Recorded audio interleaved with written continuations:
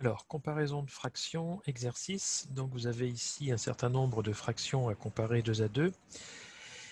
Donc, vous pourrez stopper la vidéo pour avoir les énoncés et trouver si c'est plus grand, plus petit ou égal. Et puis ensuite, vous regarderez la correction. Donc, je vous laisse couper la vidéo et trouver les réponses. Alors, première comparaison, donc on retrouve le même dénominateur ici. Donc, on partage en 5. Imaginez 17 pizzas, on est 5, 19 pizzas, on est 5. Donc ici, c'est 19 cinquièmes qui est plus grand que 17 cinquièmes. Donc on retrouve la règle, si les deux fractions ont le même dénominateur, la plus grande, c'est celle qui a le plus grand numérateur. Deuxième comparaison, cette fois-ci on s'aperçoit qu'on a 14 au numérateur de part et d'autre, donc on va retrouver la deuxième règle.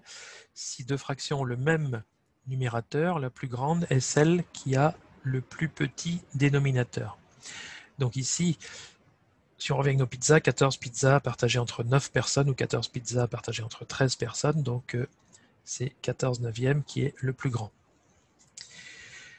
Troisième exercice, donc 24 sur 13 et 20 sur 27. Donc là, on va appliquer ce que l'on a vu dans la partie cours précédente, c'est que 24 sur 13 est supérieur à 1, ça c'est plus grand que 1, puisque le numérateur est supérieur au dénominateur, alors que 20 sur 27 est plus petite que 1, puisque le dénominateur est plus grand que le numérateur. Donc il y en a une qui est plus grande que 1, l'autre qui est plus petite que 1. Donc ici, la plus grande, c'est 24 treizièmes. 15 tiers et 8 cinquièmes. Bon, alors qu'est-ce qu'on pourrait faire? On peut peut-être essayer de simplifier, parce que 15 tiers, ça se simplifie, c'est 5. 15 divisé par 3, c'est 5. Et de l'autre côté, 8 cinquièmes. Alors 8 cinquièmes, on a une méthode qu'on n'a pas vue dans la partie cours, là, qui consisterait à dire 8 cinquièmes, c'est quoi? C'est 5 cinquièmes plus 3 cinquièmes. Je décompose 8 en 5 plus 3, donc ça fait 5 sur 5 plus 3 sur 5. 5 sur 5, ça fait 1, plus une fraction plus petite que 1. Donc là, on s'aperçoit que ici, on est entre 1 et 2, puisqu'on a transformé ça en une somme d'un entier plus une fraction plus petite que 1, alors que là, on est à 5. Donc 5 est supérieur à 1 plus 3 cinquièmes, donc 15 tiers est supérieur à 8 cinquièmes. Bon, voilà une possibilité, c'est pas la seule. On peut faire aussi les produits croisés si on veut, ou mettre au même dénominateur en mettant tout sur 15. C'était pour donner une autre façon de procéder. Alors, 13 sur 17, 14 sur 18. Donc là aussi, on peut utiliser donc soit les produits croisés, en faisant 13 fois 18 et en comparant à 14 fois 17, soit mettre au même dénominateur, donc 17 fois 18, ça nous amène à des nombres plus grands, ou soit, je vous propose une autre façon de faire, de s'appuyer sur les probabilités. Imaginons que 13 sur 17 correspondent à la probabilité de tirer une boule rouge dans une urne qui contiendrait 13 boules rouges, donc 13 rouges, et 4 vertes, par exemple. Donc, quelle est la probabilité de tirer une boule rouge dans une urne qui contiendrait 13 boules rouges et 4 boules vertes? Donc, vous savez, c'est le nombre de cas favorables, 13 boules rouges, divisé par le nombre de cas possibles. Donc, ici, on a 17 boules en tout. Donc, la probabilité est de 13 dix-septièmes. Si maintenant, on ajoute une boule rouge dans l'urne ici. Donc si on ajoute une boule rouge dans l'urne, on va avoir plus de chances de tirer une boule rouge, où la probabilité va augmenter. Donc ici, on va passer à 14 boules rouges et 18 boules, enfin en tout. Donc ici, il y a 4 vertes, ça n'a pas changé, donc il y en a 18 au total. Maintenant, il y en a 18, 18 en tout. Donc, on voit bien que, étant donné qu'on a ajouté une boule rouge et qu'on n'a pas changé le nombre de boules vertes, on a plus de chances d'obtenir une boule rouge ici. Et la probabilité d'obtenir une rouge, c'est 14 cas favorables sur 18 cas au total. Donc nombre de cas favorables sur nombre de cas possibles. Donc la probabilité a augmenté, ça veut dire que 14 sur 18 est supérieur à 13 sur 17. Alors oui, c'est très particulier parce que ici, on a ajouté une pour passer de 13 à 14, là, et on ajoute une aussi pour passer de 17 à 18.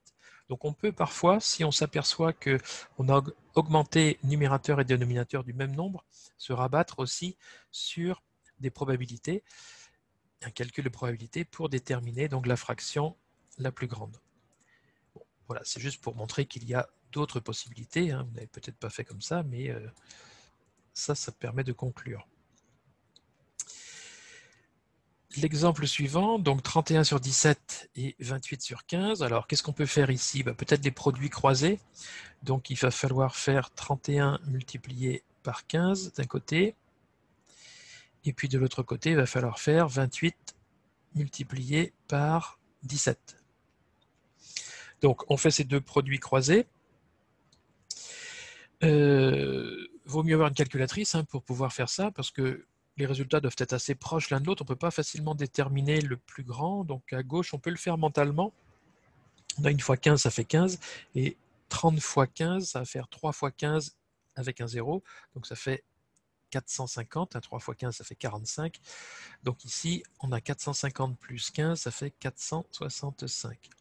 De l'autre côté, 28 fois 17, on n'a pas une méthode particulière pour faire 28 fois 17.